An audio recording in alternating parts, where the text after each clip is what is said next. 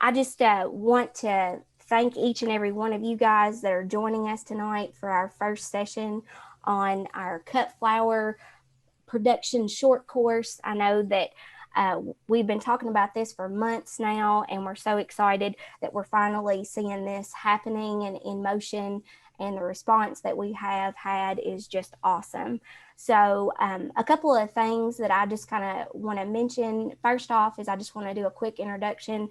My name is Kristen Hildebrand, and I am the Extension Agent for Horticulture in Warren County, which is based out of Bowling Green. I am just one of the organizers for tonight's meeting. And I will say that we couldn't make this possible without a lot of other people involved and some of the other committee members and people that we've been working closely with to make this happen. They'll be introducing themselves throughout the night, so be watching for their names and faces that come across. A few little things I want to mention. First off, if you're just now joining us, please turn off your video so that way that we can keep this broadband running efficiently as possible, and also make sure that you continue to stay muted. I don't know if some of you all that have attended a Zoom meeting before, but this is going to be meeting style. So what you will be able to do is that you will be able to, if you have any questions throughout the meeting, you'll be able to type into the chat box. So feel free to use that option if you have any questions as we go throughout the meeting. And all of us that are on the committee will be monitoring the chat box, and we'll ask those in the order that we receive it. So again, if you have a question, type it in the chat box, because I know how my mind is. I tend to forget things if I don't write it right in. So go ahead and just type that into the chat box. And then lastly, again, this meeting is being recorded. So if you all want to watch the replay, it will be available at the end of the week on the Center for Crop Diversification's website, and we'll be posting a link to retrieve that recording for some of you guys that haven't that would like to watch that, or some of the people that have to miss. So anyway, that's kind of how we're going to do tonight's program. I want you all just to kick back and relax and enjoy tonight's program, because we've got some great information. And again, on behalf of myself as well as the committee members, we're so glad to have you on this Zoom call with us, because we're really excited to feature and spotlight more cut flower producers throughout the state of Kentucky. So with that said, we'll go ahead and I'm going to pass the baton over to Alexis Sheffield. She's a great friend and coworker. Hello, everybody. I'm Alexis. I am the Boyle County Horticulture Agent. And so Kristen, along with a couple other people you're going to meet here shortly, have been a part of getting this together. And so I'm not going to take up any more time. Kristen did an excellent job of getting started. And so I am going to introduce to you Val Shermer, and she is with the American Society of Cut Flower Growers. That's a mouthful, I know. So ASCFG, I have had to say that 100 times to get it correct. But Val is the Southeast Director. And so she covers Kentucky, and she also happens to be a Kentucky flower grower. So she's with Three Toads Farm, who is in Winchester. Probably a lot of you have heard of them. They're a wonderful group, but I wanted to give her an opportunity to talk about the organization real quick, in case any of you are wanting or interested in getting a part of that and seeing kind of what they have to offer. So Val, feel free to jump in here and tell us a little bit more about ASCFG.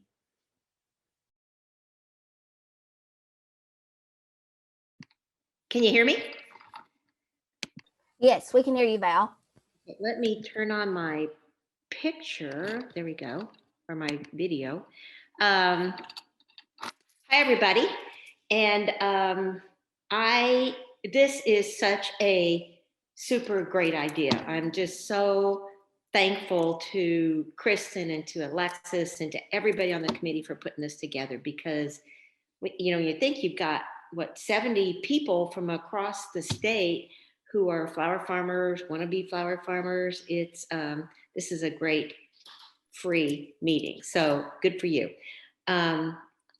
If I'm thinking, yep, you can see me and hear me. So I founded Three Toads Farm, and we are especially cut flower growers in Clark County between Winchester and Lexington. And there have been 3 of us always involved with it. And I got a good friend of ours. I overserved him too much bourbon in 1997 to convince him to go into this little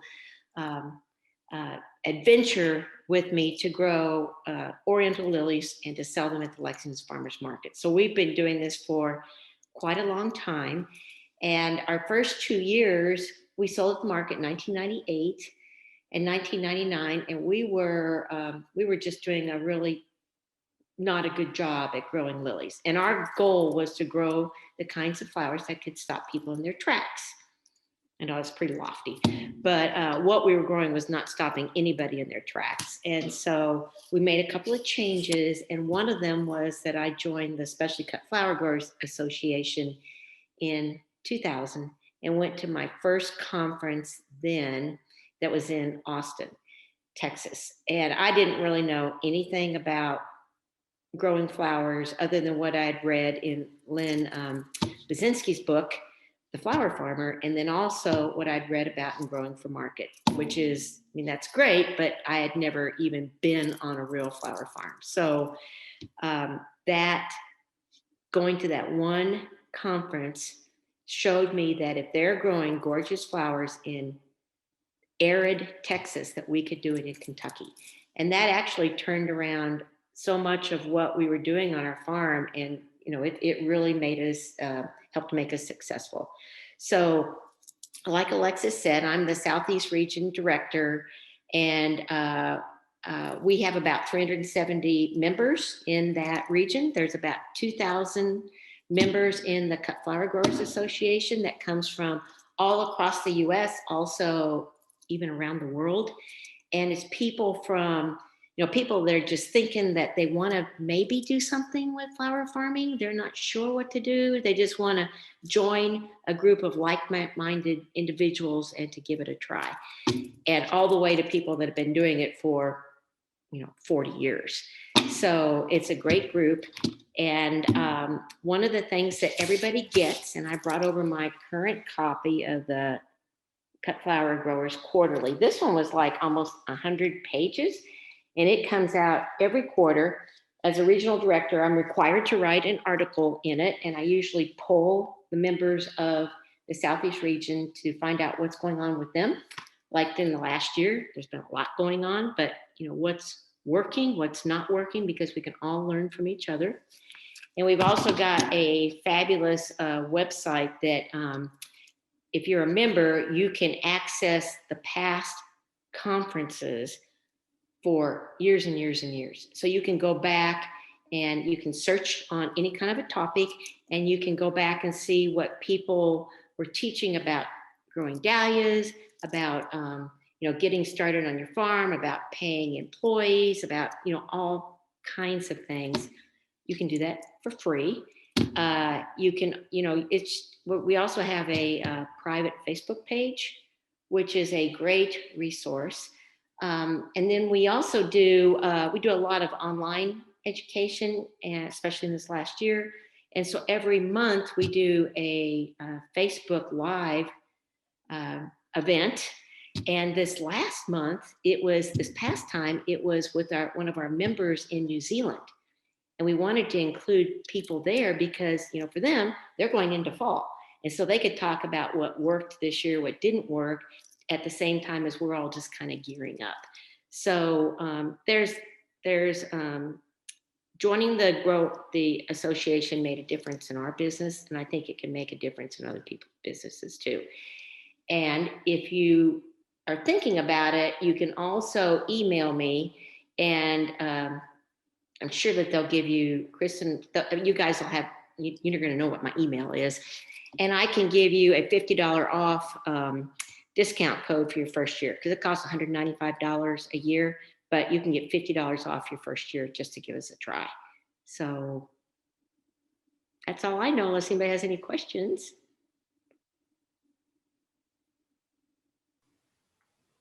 I don't hear anybody. Can you hear me? I was gonna say, we've got you loud and clear. I don't see anything in the chat box, but I know Alexis Val has your email, and so we'll make sure to get that, so that way, if anybody wants to get involved with the flower growers, they can definitely do that. So we really appreciate you being on the program. Alexis has gone ahead and put that in the chat box too as well. So yes, so I appreciate you spending a couple of minutes here to talk about that. And I'm sure if we have any other questions as we go along, we'll make sure to ask. So anybody can reach out to me anytime, and because I'm happy to help other growers. Yes. Perfect. Well, Val, thank you. We're going to go ahead and transition next to Josh Knight. Josh Knight is also one of our other committee members that's been involved in our process with planning this virtual cut flower short course. So Josh Knight is with the Center for Crop Diversification. Hi, all. Hopefully you can hear me and you can see my screen. Yes, we see it. If you'll just make it full screen slideshow, Josh, I think. Cool. Perfect. Great. Thank you.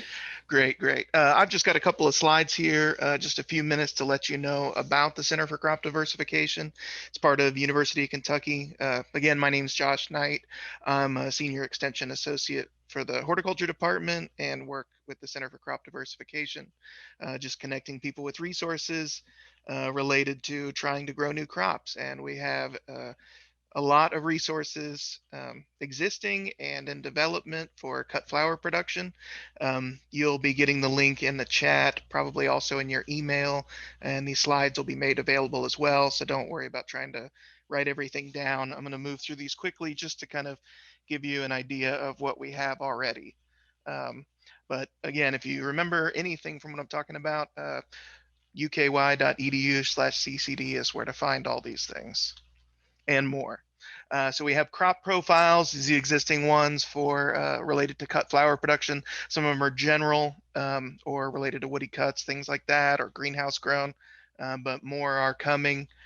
We have irrigation resources for those of you that are not going to be on municipal water, setting up low flow or drip irrigation. A lot of water resources that we've been developing that are good for all kinds of production systems, but might come in handy for cut flowers. In addition to that, we've got videos, and more are coming, but these are the ones specific to cut flower production. Again, these are all listed on that page that you'll get a link to so you can check them out.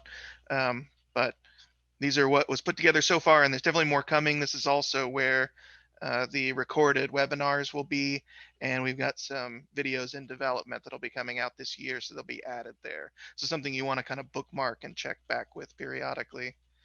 Similarly, we have some crop production budgets for cut flowers for snapdragons, but again, more are coming with that. There's some work going on in the Ag Economics Department to put together some more budgets and marketing publications for cut flower production. Things about integrating them into an existing CSA and those kind of things. There's also a directory that was put together with data from a survey last year of Kentucky commercial cut flower growers, where you can look up and see social media presence for those cut flower growers. There will be, I'm sure, another survey coming out this year, and that's something you definitely want to participate in if you want to be listed on that map when we update again this year. Again, this is where all the resources are located at the CCD website for cut flowers. And that's all I got. If there's any questions, I'm going to post some links in the chat, but I'll be here throughout the presentation.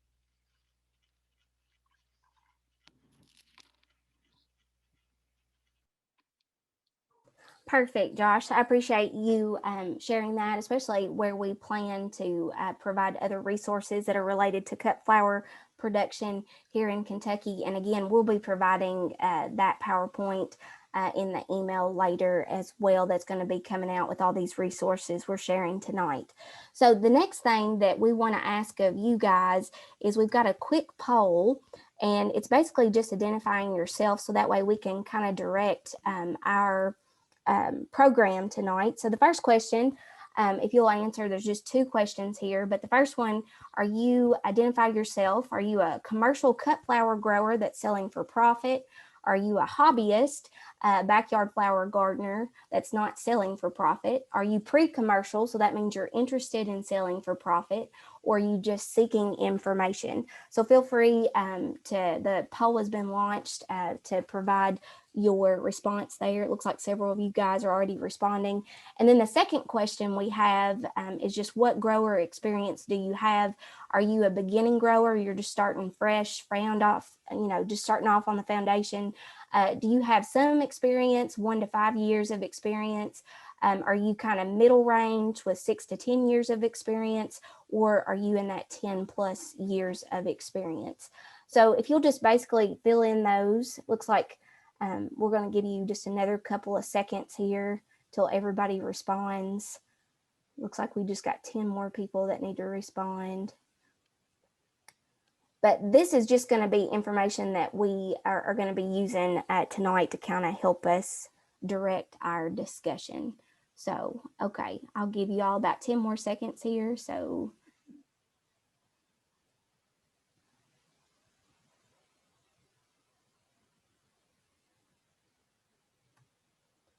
okay, so I'm going to share these results with everybody, but basically we've got some of you guys on the commercial, 31%. We've got some hobbyists with us, 36%. Pre-commercial, so those of you guys that are interested in selling, there's 22% of you guys with us tonight. And just seeking information, 12%. Also, as far as experience goes, 34% of you guys are beginning growers. 34% are also showing 1 to 5 years of experience. And then those of you all that have about 6 to 10 years of experience are 17%. And those of you guys in the 10 plus years of experience are about 16%. So I'll go ahead and share those results. But we appreciate you guys filling that out so that way we know how to direct our conversation for this evening. So, okay, well, it looks like we are finally ready for our program this evening. So Alexis, take it away. All right, I am so excited to introduce I'll call her my mentor, even though she's going to be like, oh my gosh, Shari Dutton. She is a horticulturist at the University of Kentucky and runs greenhouses up there, works with the Horticulture Club, but above all, she is an excellent educator, and that is why we were so excited to have her join us tonight. She will tell you about plants that you've probably never heard of and how wonderful they are, or how awful they are, and that is the benefit here. And so I'm going to let Shari go ahead and take it away.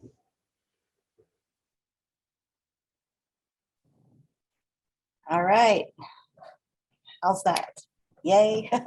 All right. I'm thrilled to be with you guys today. And hopefully you'll have some questions at the end of this. I'm very excited to hear your questions and any comments that you may have. But let's just dive right into this. Let's see, share screen. I'm going to do this. I'm going to try to do this correctly.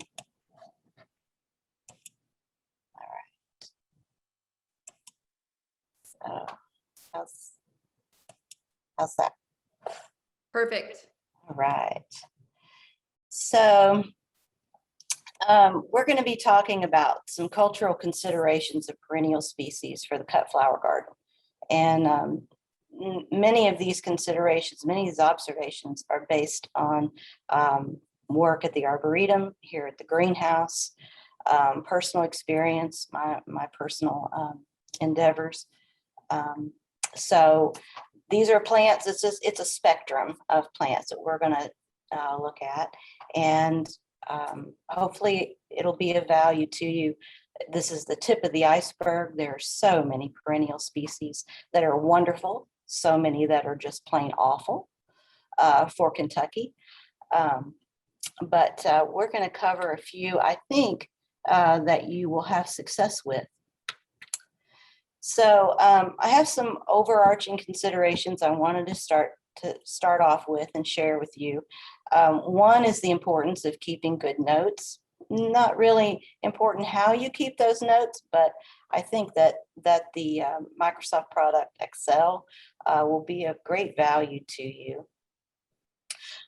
you can set up that Excel file to your particular enterprise. So it's very versatile. It's going to allow you to record cultural and harvest info. That's going to help you to make decisions and evaluate, answer questions. Did this make me money? Did this make me money this year? Is it starting to decline? Is the space that this plant is occupying, is it no longer making me money? Is it no longer of value? And it's going to help you with research and development. One thing about perennials, I can recommend a perennial that has done fantastic here in Central Kentucky, but in Eastern Kentucky may not be so hot. So research and development is based on your farm, your enterprise, and your growing conditions, regardless of what I might recommend. All right, some more considerations. Perennials for cuts are not necessarily considered a long-term crop. Perennials for a border, for a flower border, boy, you know, let it bloom. Well, it bloomed a little bit this year. Maybe it'll come back next year. Well, let's just see, and we nurse it along. In this business, there's no nursing it along. Once that stem number starts to decline for whatever reason, it could be just the aging, natural aging of the plant. It could be disease. It could be, you know, maybe an herbicide. Oops, something happened. When those stem numbers start to go down, that's when you start to consider rotating that crop or making it basically not a long-term crop. You're going to want to group your perennials as to common cultural needs, and that's light, soil, moisture, and fertility. A lot of these perennials are very low fertility, and in fact, if you give them nutrition, they will not reward you, and instead, they will be lanky. They'll lodge. They'll do all kinds of nasty little things that don't make you any money at all. So we'll look at that here in a minute, some particulars.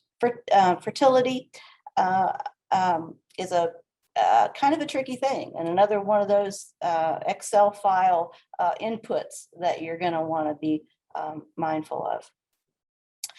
We're going to take a little bit at the end about plant growth habit, clump forming versus rhizomaceous growth.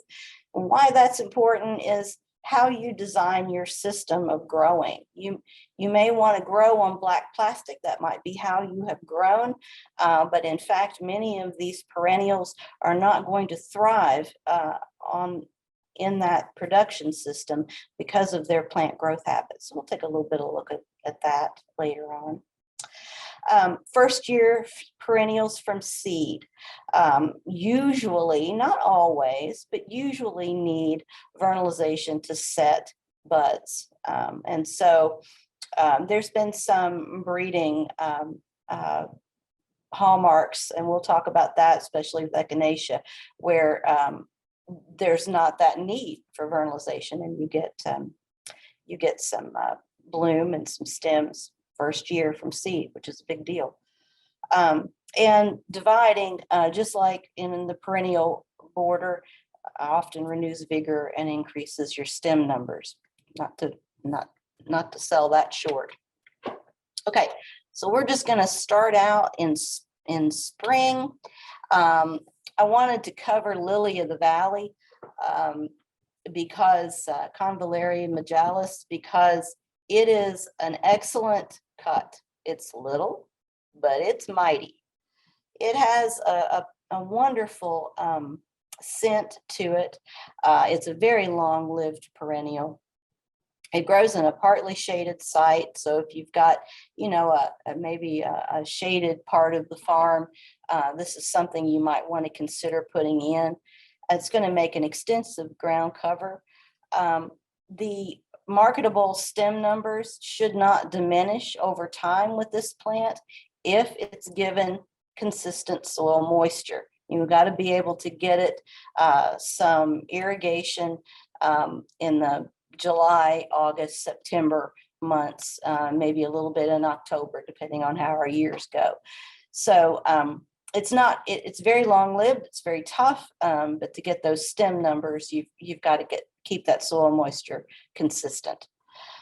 Fortin's Giant is a cut flower variety, 18 inches and large flowers. These guys, you don't have to bend down and cut them. You can actually lift up on that scape and it will release from the fold of the foliage.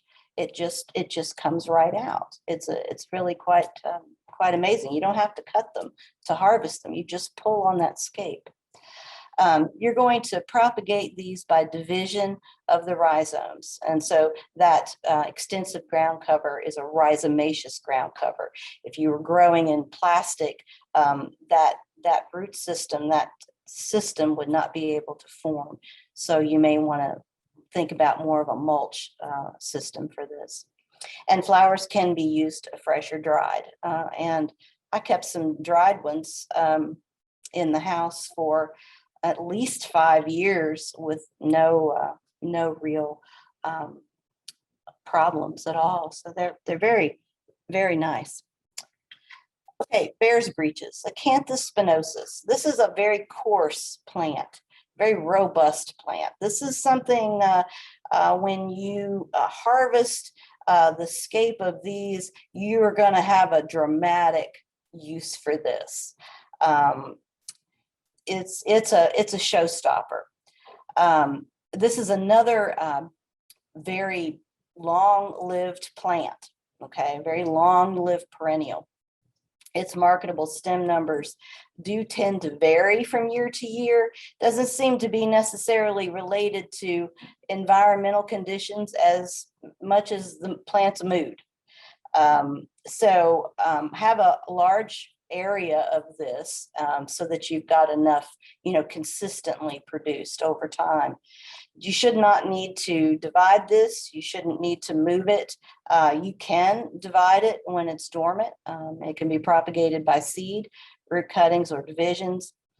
It does have a suckering type habit that forms a large clump of itself, but it needs full sun and it needs well-drained soil. It does not like wet feet. So basically wet soil. So I'll mention wet feet several times in this presentation, and I simply mean, wet soil. So, ladies' mantle. This is another kind of a surprise, but it is a joy to use as a cut flower because it's more of a very unusual chartreuse filler. This plant it's a small plant in stature. It's under 2 foot in height. It's going to need partial shade, about the same environment as your lily of the valley. It's going to need even soil moisture as well. So these are good companions to grow together. Same care stats on these. The flowers are apetalous, but they're so numerous and yellow green. They can also be used fresh or dried. The dried flowers, again, are very valuable. They last. The color is true on these. Very nice as a dry. One caveat about this, you can divide these. They have a spreading habit, but as time goes on, especially in our heat and our humidity and clay soils of central Kentucky, these plants tend to have a melt of their older stems. So this is one plant where you would want to do a significant amount of dividing, replanting, rotating, thinking, okay, let's move this around a little bit. That's very much different from what I was saying about the lily of the valley, where you just leave it be and it'll be a long-term plant. This one, you're going to need to rotate. You're going to need to divide and renew your planting to keep getting the stems. All right. Goat's beard. This is Aruncus diweecus. This is a beautiful plant in flower. Just beautiful. It can get up to 6 foot in height. It has a clump habit. It also prefers partial shade. It needs adequate soil moisture, consistent adequate soil moisture to do well. It is dioecious, which means that there are male and female plants. The age of the plants are not nearly as important as looking at whether you have a male or a female. The females tend to not flower as much. And that's because they're going to put a lot of their plant effort into making seeds. And so if you can, this is your research and development, if you can look at your flowers and get your male flowers, kind of single out your male flowers, you will have a better harvest of stems off of the males. And so the stem number is not so much age as it is it a girl or a boy? Propagating by seed or spring divisions. Propagating by seed on this is challenging. I have, and you're welcome to ask me more about the seed coffin. That's what I call it. It looks just like a coffin. We have it outside. It's hardware cloth that's wrapped completely around a structure so that mice and voles and that kind of thing cannot get in it. And we start a lot of these difficult to start perennials. We start them in the seed coffin, and it's outdoors. It's in a high tunnel. And that allows the fluctuation of the warmth and the cool day in and day out to break the dormancy of some of these harder to germinate seeds. And again, I'll be happy to take pictures, send them out there to you guys. Just ask. It's a pretty cool thing. And this little guy is out there germinating right now in the seed coffin. Pretty darn cool. So, all right, false indigo. I love this plant. This is a high value cut Baptisia species. Baptisia, the blue Baptisia, the white, the yellow, Sphaerocarpa, alba, all of them are extremely valuable as cuts. Now let's take a little bit of a look real quick at this picture. Those stems are not standing straight up, are they? They're kind of wonky. Well, the reason, we've got full sun and well-drained soil. That is a must. Right behind this planting, right behind this clump of Baptisia is a pin oak. And so as this is a spring bloomer, so as the pin oak leaves out, the stems of the Baptisia sort of bend and curve, kind of toward the light and away from the pin oak. So that's why it looks like that. But it's a broad shrub-like plant, usually about 4 foot in height, very long-lived. You can divide this easily. It's not picky about its dormant divisions. It's going to bloom in late spring, and you've got wonderful colors available to you: white, blue, yellow, bicolors. There's a significant amount of breeding that is giving you some very interesting colors on the market now. They're more expensive than those grown from seed, but they're pretty exciting. The age of the plant for this should not affect the marketable stem number. That should be pretty consistent. Once you get past, if you're growing from seed, you're going to get past that 5-year mark. It takes about 5 years from seed to start getting marketable numbers of stems. It's a little bit slow to establish, but well worth it. So it's fairly easy to start by seed as well. And very easy to divide. This has multi-season interest. The foliage is interesting. You can use that after the blooms. It forms these very interesting capsules. They go from green to very dark brown to black. as you move on into the season. Okay, summer. Torch lily, Nephofia uvaria. This is about 4 foot in height. It's a rhizomaceous clump. It kind of creeps along the ground, making more of itself. It has to have full sun, bright, full, hot sun, well-drained soil, and definitely cannot have excess soil moisture around this guy. And that includes winter. So cold, wet soils, standing wet soils will not favor the health of this plant. Winter hardiness on the varieties of this, it's variable.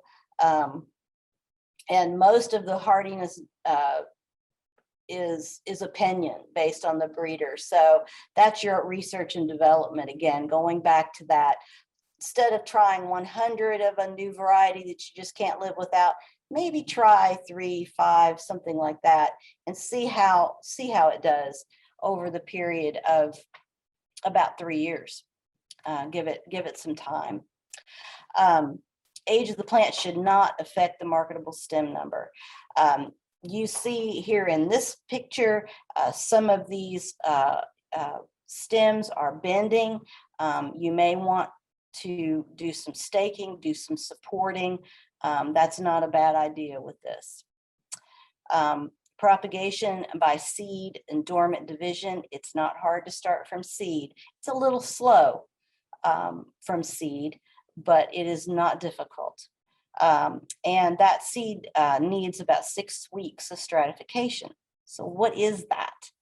Stratification is basically placing seeds in a moist environment, like a sand and vermiculite mix, and then placing that in about 36 to 38 degrees, like your refrigerator, for instance. And you're going to place that in there and let it sit for, in this case, 6 weeks. You're going to bring it back out and you're going to surface sow the seed on your media. That's all that means. Okay, so here's just a range of colors that you can get with torch lily. One top tip to share, the All-America Selection winner, Flamenco, is a rebloomer. And that's important because of these torch lilies, many of them do not rebloom, and they are such an outstanding flower. It's a shame. So frankly, it's a shame. So flamenco will rebloom, and pretty reliably too. Okay, common yarrow, Kelia millefolium. This guy, I love this guy. Okay, but to reach the galaxy hybrid picture here, man, you gotta do some work. This gets 2 to 3 foot tall. It spreads. In fact, all it wants to do is spread. It doesn't necessarily want to bloom abundantly. It just wants to take over the ground. It needs full sun. It needs well-drained soil. Do not fertilize these guys much at all, if any. They become very lanky in shade, and they become very lanky if they're fertilized, over-fertilized. Or they just stop blooming and put on a whole lot of vegetation. Lots of flower colors, pink, white, red. You can have a terracotta color. They're wonderful, fresh or dried, but they do better if they're divided annually. And it wouldn't be a bad idea to put it in some of the worst hard clay that you have. They love to be abused as far as blooming goes. That they do better if they're in a very harsh site. Can't say that about too many things. Propagation by seed or division, and propagation by seed is pretty easy. So, okay, Kelia filipendulina. This is the fern leaf yarrow. It is about 4 foot tall. It's taller. It needs also full sun, well-drained soil. The marketable stem number on this tends to be pretty stable as the plant ages. Good stem numbers on these. Coronation Gold, Gold Plate, both varieties that are excellent as cuts. You can divide these. You can start them by seed. Division is you can be very successful with these with division.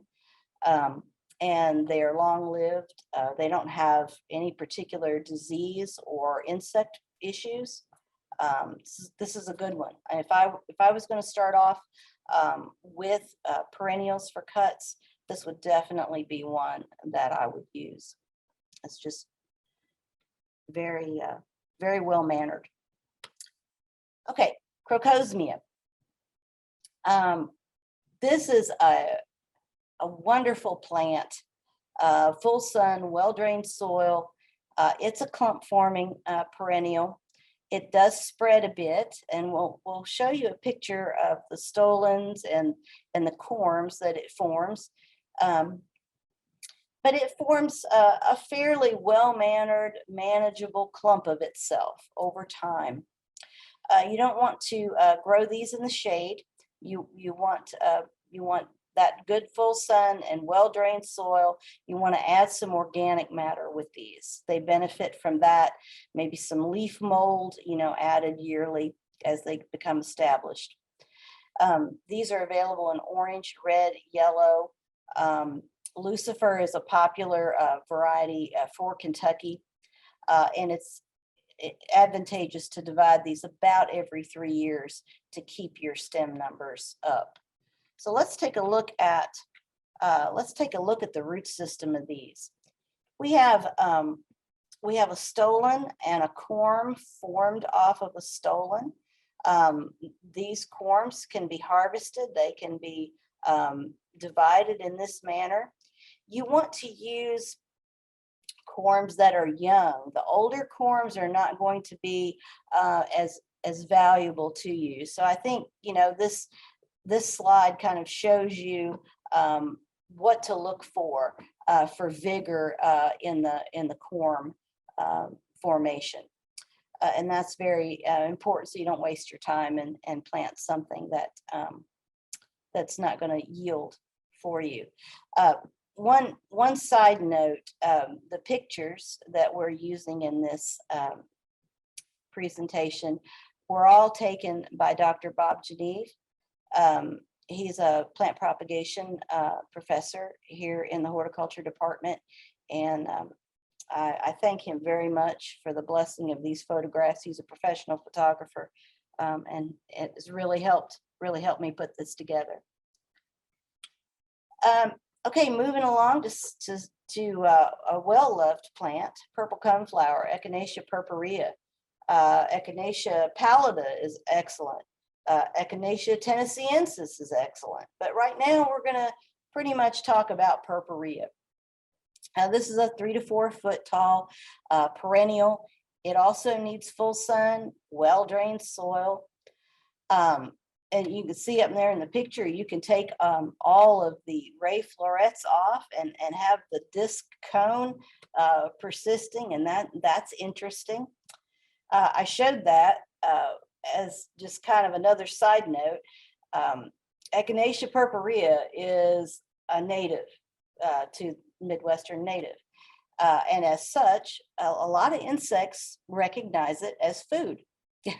And so you could have this wonderful patch of echinacea, and all of a sudden it's food for larvae of some sort, and your ray florets get little nibbles in them. But have no fear, you can use the disc cone as it's just as valuable as the full flower. So but yeah, that does happen. Propagation and seed, propagation by seed is a more common way of producing this. Some of your, I guess, more fancy varieties of Echinacea purpurea are from tissue culture. They're going to cost you more. They're incredibly interesting, but per plant, they'll cost you more. Your seed germination is going to be enhanced by that 30-day cold stratification. Remember that in seed is in the presence of moisture and cold for a period of time. And also ethylene.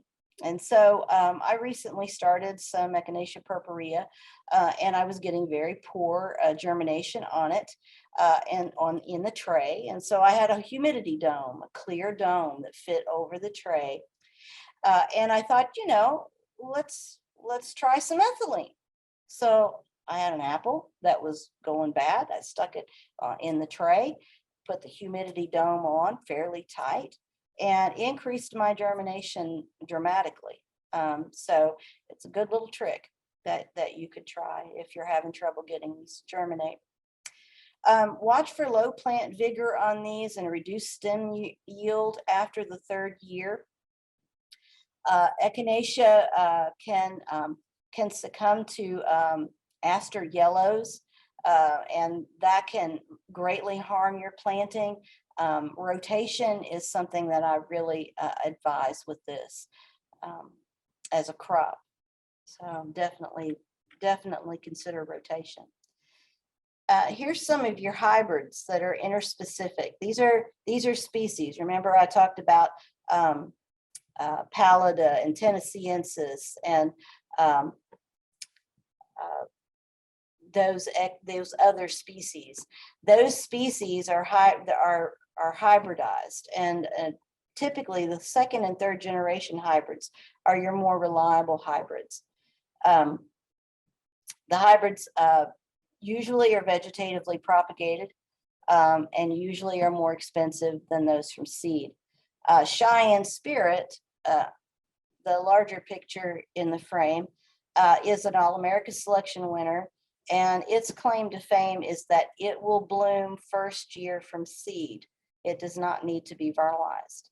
And we observed this as truth in the Arboretum. It definitely bloomed 1st year from seed.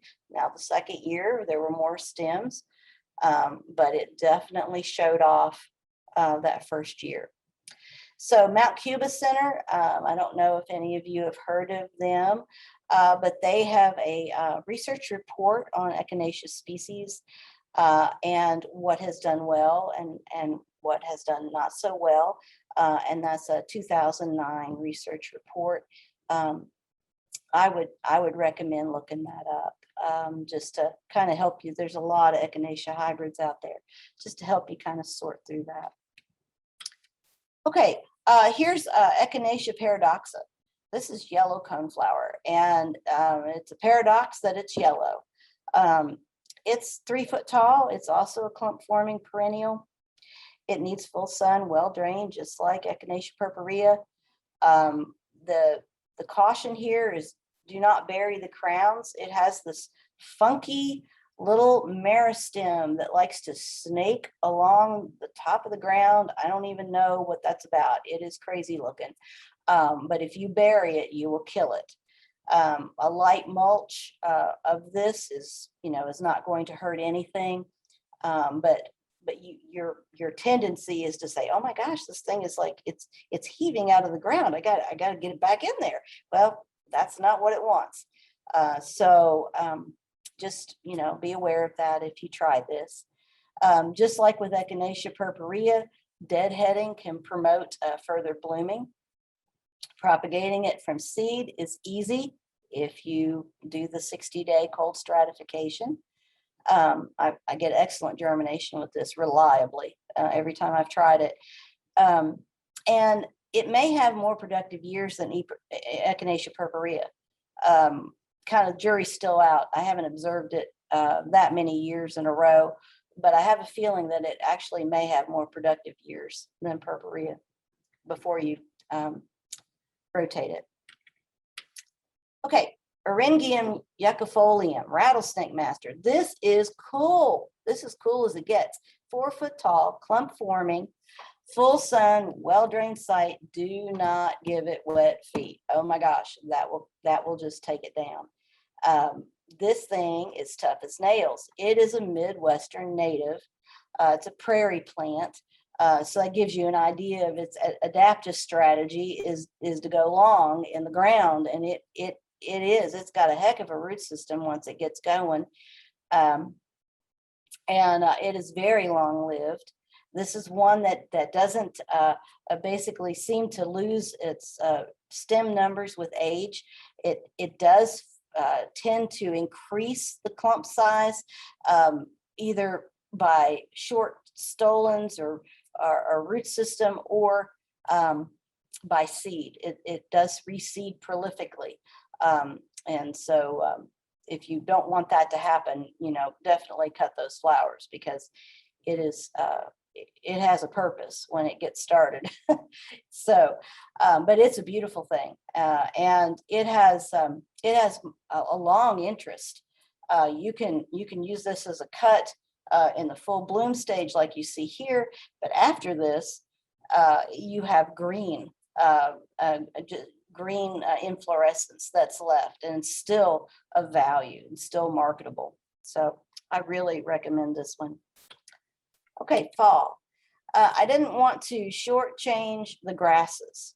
So I kind of wanted to introduce grasses to you as a consideration, a great filler. And this Panicum virgatum is a wonderful Midwestern native as well. It needs full sun. It benefits from moisture. It will help the health of the plant. But excess fertility is not necessary. This might be something, to grow with your Achillea millefolium. Propagation by seed or division of the clump, the short rhizome clump, both are pretty easy to do. Probably propagating from seed is easier than dividing it once it gets, a good hold. And seed sowing of this is very easy. It comes up very well from seed. You're going to cut that spent growth in the winter, late winter.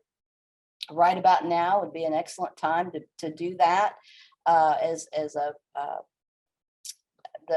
the new foliage comes up through the spent foliage. You're going to need to have that unencumbered for best results. And then here some of the varieties out there. These are not necessarily for the panicle inflorescence as much as for the blue foliage. Okay, so the breeding has been more toward the blues, and that's why you start to see words like Dallas blues, heavy metal, because these are used a lot in landscaping and in perennial borders. So age doesn't seem to affect stem number on these. So this is one where, you plant it once and, let her go. Okay, Culver's root. This is an early fall, late summer, early fall, Veronicastrum virginicum. I love this plant. This has a whorled leaf arrangement. You can cut that stem, take your hand, clean off those leaves. It is so quick to get a stem of this ready for the bucket. It's a very nice cut. The stems are very strong as well. The Kniphofia and the Baptisias, you might be tempted to do some staking, maybe do some supports. This one, I've had it in high wind and it just doesn't lodge. It's amazing. So anyway, it's best in more of a moist soil and a full sun location. Must be full sun. You grow this. It grows to about 6 foot. Nice large clumps. Seed or division, dormant crowd and division is how you're going to grow this. It's pretty easy to start from seed. I've had very good luck multiple times starting this from seed. And you can get white and pink in this. And age doesn't seem to affect those stem numbers. So it's a good one. Okay, goldenrod. We're gonna kind of talk about flower form as we go through here. Solidago species, there are a lot of them. And I've had experience with more of our natives, kind of evaluating those. So that's kind of the angle that I'll take with it. Not so much the nativars, okay? So Solidago as a range can get up to 5 foot tall. You can have a 2 foot tall, as in the gray goldenrod, to 5 foot tall, as in the Canadian goldenrod. Full sun, well drained, propagation seed or rhizomes. Now we're going to take a look at what a rhizome looks like here in just a minute. This is susceptible to powdery mildew and rust as the genera goes, but that doesn't affect the flowers. You're going to be trimming off those leaves. You're going to remove those leaves, and so really the rust and the mildew doesn't affect the show. So our floral forms are going to be separated into some distinct floral categories that I want you to think about as you think about goldenrod. And one of note, the goldenrod pollen is too large to cause hay fever. So that's kind of an urban myth. It's ragweed, which blooms really at the same time. That's the culprit. Goldenrod does not cause hay fever. I would know. I have the worst allergies of anybody, and I can put it right up to my nose. It does nothing. And the age on these really does not seem to affect stem number. They're pretty tough, pretty reliable. Okay, so we have plume species. Early goldenrod, Solidago gensea, is a plume species. Solidago nemoralis, gray goldenrod, another plume species. If you're interested in starting goldenrod from seed, there are many seed vendors out there. I have had good luck with Prairie Moon seed. That's a lot of my native perennials come from there. So they give you an idea of a seed source. Another form is an elongated, one-sided terminal flower. Our Solidago rugosa, if you've ever heard of fireworks goldenrod, it's an elongated, one-sided terminal inflorescence. Solidago stricta, wand goldenrod, is another one, and Solidago shorty eye. That, as a species, is endangered, but Solar Cascade has been released in the nursery trade. So look for Solar Cascade rather than trying to source this via just the species, because it is endangered. So Solar Cascade is what you're wanting to look for on that. Okay, terminal but not one-sided flowers. One that I have really enjoyed using and looking at is Solidago speciosa. That's showy goldenrod. This is a very strong bloomer, a very abundant bloomer, and shows good promise for a cut.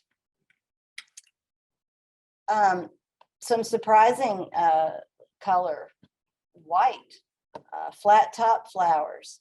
Solidago ohioensis. This is native up around the Cleveland area, around the lakes, and this has almost a fluorescent yellow, flat-topped inflorescence. It is absolutely stunning. Solidago Rydell's goldenrod. It's stunning. Solidago tarmacoides, upland white goldenrod, looks like a wonderful little filler. It has performed fantastic in the gardens, and just I think would be a wonderful cut to try. All right, late fall, Tatarian aster, Aster tataricus. This is a tall one and a late one. It goes to about 6 foot tall. Jindai blooms even later than the species. It needs full sun. It needs moisture all the way through till it blooms, but it needs a well-drained site. This may require some staking and some frost protection depending on the year. The age may have an effect on stem number over time. So that's those notes, and that's the value of those notes is knowing when your numbers are dropping off. And you can propagate this by seed or division of basal rosettes. And so basal rosettes, what is that? That's just right up at the base of the plant. You'll see this little collection of leaves in a kind of in a circular pattern, and in the dormant state, you'll still see that they'll be really tight up against the old stems, and you can divide those. So very easy to do. Monkshood. This is Aconitum napellus. This is the last plant we're going to cover tonight. This is stunning, absolutely stunning. Aconitum napellus has been in production. It's been a cut flower for many, many years. It grows tall to 5 foot. It's another very late fall blooming plant. But all parts of the plant are poisonous. So we're going to take a little bit of a look at the root system of this here in a second. I'm going to put on gloves to do that, because the root system is the most poisonous part of it. So if you're doing division of the tubers, you're going to need gloves. It is very long-lived, but it doesn't tolerate disturbance. It would benefit greatly from staking. And you have flower colors of blue, white, and variegated. So just really, really quite beautiful. I mean, the picture doesn't do it justice. It's really stunning. Age does not seem to affect the stem number. And if you grow these in a leaf mulch, you will get reseeding, and you can get quite a nice stand of these in light shade, moist soil, but light shade. So let me see. I'm going to stop sharing and show you some root systems.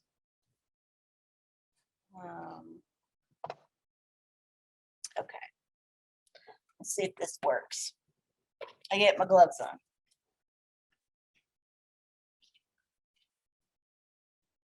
So the reason why, the reason why it doesn't like to be disturbed. Let's see, can you all see that? Somebody tell me it's okay. So this is the root system. Isn't that the weirdest thing you've ever seen? It's a tuber, and it has all these little tubers coming off of the main tuber. But, and here's another piece, well, there aren't any feeder roots. And so when you dig these up, you can pretty easily harm the main tuber. And then if you don't have really close contact with the soil, once you put it back in, there, I need to hold it up. Once you put it back into the soil, they tend to decline pretty quickly. So that's why this doesn't like to be moved. I wanted to show you what we meant by a rhizome. So I tell people all the time, look at the roots, look at the roots. You learn so much about a plant when you look at the roots. So this is that fireworks goldenrod, Solidago rugosa fireworks. And it forms a nice little crown, but then it forms this underground stem. Here, do that. Actually, I can take the gloves off now. forms this underground stem. This is the rhizome, and here's the new shoot for next year. So anytime that when you take a look at your root systems, you're getting plants or you've raised plants, and you want to say, what is this thing going to do? How am I going to make a plan to put this into production? Take a look at the roots. If you've got rhizomes, chances are you need to be more in a mulch system and not in a plasticulture system, because it's going to want to run. Okay, now let's look at one more root system. I'm almost done. Hopefully I haven't bored you to death. This is Rudbeckia hirta, Indian summer, and it's making a big mess. See if I can do this without it making a big mess. So now can you see, this has what's called a fibrous root system. Doesn't have that underground stem, that thick stem. It has really fine roots. Rudbeckia hirta would be excellent for a plasticulture system.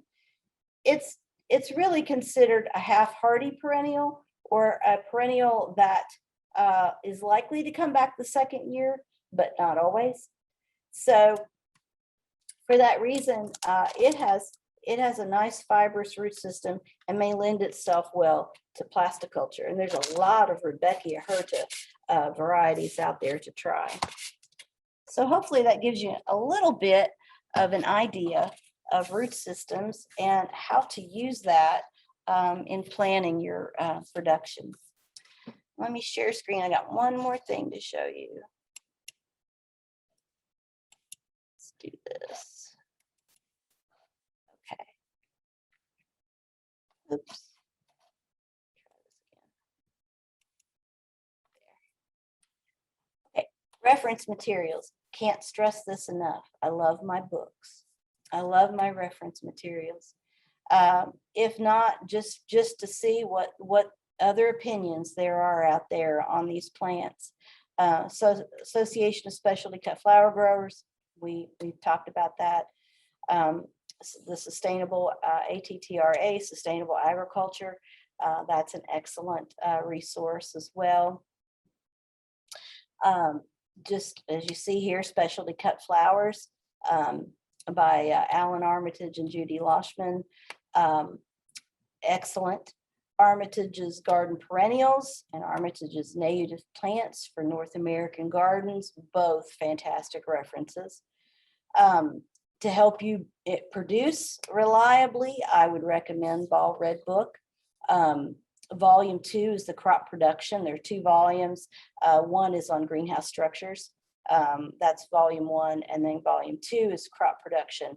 And they may have already come out with another edition, but I happen to have the 18th edition. Excellent reference for production from seed. And then The Flower Farmer, excellent book, An Organic Grower's Guide to Raising and Selling Cut Flowers.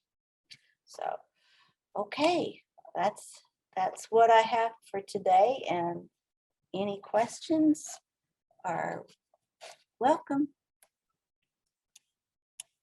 Okay. I actually have those books here. You're doing some great thumbs up. You're phenomenal, Shari. So Great. I'll hold up. There's Ball Red Book. It's opposite. It looks like it's backwards. I don't know what you all are seeing, but it looks like a mirror image. That's weird. Lynn Bazinski's Flower Farmer. That's what that looks like if you're searching on Amazon. Here's Armitage's book. Wonderful book. And here's his native plant book. So, yep. we've got a couple more things for you guys, just real quick.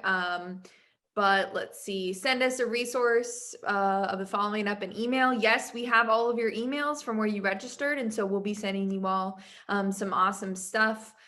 People want to know where to get Giant Lily of the Valley, Shari. And if you know, let me know, feel free to say, but I did want to point out that we are in the early stages of working on a list of nurseries that are, local or semi-local to Kentucky for, perennials and different species like that, where you can buy more on a wholesale level. So doing liners and stuff. So we are working on that. But Shari, if you know of anybody off the top of your head, feel free to jump in. That one is, that was a recommendation by Dr. Geneve. So I will ask him about that. And then the second question that I saw kind of leads me into a question I actually have for you all. So pull your chats up. Someone was asking about harvest of that aster. And she said, how are you keeping that aster perky after you cut? And then someone else posted, that's a variety that does really well with harvest. So my question for all 63 of you that are attending tonight, in the chat, put 1, 2, 3 of your most difficult plants to either you are unsure about harvest stage. Every time you go to cut, you're like, ooh, I don't know if I'm harvesting it at the right time or at the right place even, or any of those that you just can't seem to hydrate well or last in a bouquet or something along those lines. Throw those in the chat for us because that's going to play into our July meeting. And what we're going to cover. So we want to know what you all want. This is all about what you all need to know, which then segues me into our final partner in this is Dr. Cindy Finiseth, and she is with the Kentucky Horticulture Council, and they have partnered with us with CCD and UK to provide you all with some resources and education and stuff like that. So I'm going to let Dr. Finiseth take the wheel here. Thanks, Alexis. I don't really want to go after Shari. Like my little dinky slide is like anticlimactic after that, right? So I'm going to go ahead and if I can make this full screen. Oops, nope. Well, y'all can see that there. For some reason, I can't make it. Here we go. Here's full screen. All right. So just a couple things. As Alexis mentioned, I'm with the Kentucky Horticulture Council, and what we do is promote all segments of horticulture. So, of course, the cut flower growers, farmer florists, definitely a segment that we are very interested in and want to be sure that we are promoting. Last July, we did a promotional campaign to highlight the farmer florist across Kentucky, and we want to do that again in 2021. So each day in July, what we're going to do is feature 1 or 2 farmer florists or cut flower growers across Kentucky. Across our social media platforms, so Facebook, Instagram, and Twitter. And last year, it was the first time we'd ever done it. We were very new to it, but still, we had more than 55,000 social media users participate in the campaign. So that was really exciting. We highlighted about 50-ish growers across the state.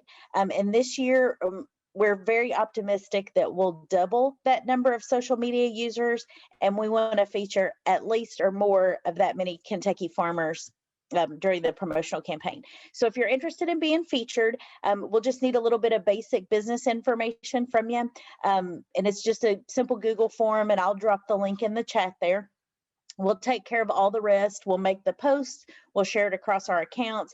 We'll contact your local extension agent to be sure they help amplify the exposure. And it's real simple. You'll just fill out the Google form, give us some images, and like I said, we'll take care of the rest. You can always send us an email. I have my email address there, info@kyhortcouncil.org, and I can send you the link real easy. We did change a couple things about the 2021 promotion based on feedback that we got from the growers who participated. And our biggest change is with the timeline. So if you want to participate and be featured, we want to be sure we get your information in by June 1st. And then that way we can set the schedule and we can make sure you know the date you're going to be featured. And then if you want to plan some things for your business around that day that you're featured, you can very easily do that because you'll know in advance. This year, we again want to promote the Lonely Bouquet program. You're certainly welcome to participate in it, and anybody is, not just the folks being featured. So everybody on the call today that's growing some flowers can do the Lonely Bouquet. And if you are not familiar with it, you can Google it, but it's an international program where people leave an arrangement in their local community, put a little tag on it, basically that says, hey, adopt me. And it's really just a way to spread the joy of flowers, and also for businesses to get a little promotion out of that. So we'll have some hashtags and some different things social media wise that we can have folks participate in. Josh mentioned earlier the Kentucky Cut Flower Grower Geographic Directory. So even if you don't participate in the promotional campaign, but you are doing some commercial sales, be sure that you get listed on there. It's totally free.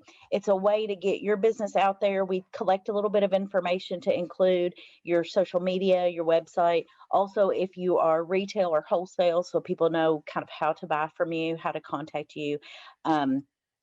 And that is county-based, but we don't put your physical address in there. So if you don't want people showing up on your farm, that's okay. They'll see that you're at, the local farmers market, and they can see that. So if you have been listed in there, just go in, check your listing, make sure everything's correct for you, and let us know if anything needs to be updated on there. Again, participation is completely optional for all these things, but I hope you consider joining us throughout July, highlighting all these fantastic cut flower growers. I'm sure we'll see some things in pictures, and maybe we can do a Where's Waldo sort of thing to find Shari's featured perennials and see if we see them in July in those bouquets from the different cut flower growers. Again, any questions that you have, you can reach out to any of us on the planning committee that you've met here. You can email us directly, call us, or always you can send a message to info@kentuckyhortcouncil.org. And if I can't answer it, then I'll get it around to one of our panelists or one of the other planning committee members and get those questions answered for you. So that's just what I have. I know we're here at the end. Everybody's probably a little bit tired. So Alexis, I will turn it right back over to you.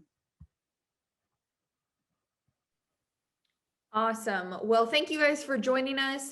We will be sending you out a survey, so please be on the lookout for that. That is how we will be planning a lot of our future classes. So we're really trying to get your input here because there hasn't been a ton of cut flower stuff out there in the past. And so we need to know what you want. So be on the lookout for that survey. Kristen, anything else? Yes, so we just want to make sure that you guys have the dates for our future meetings.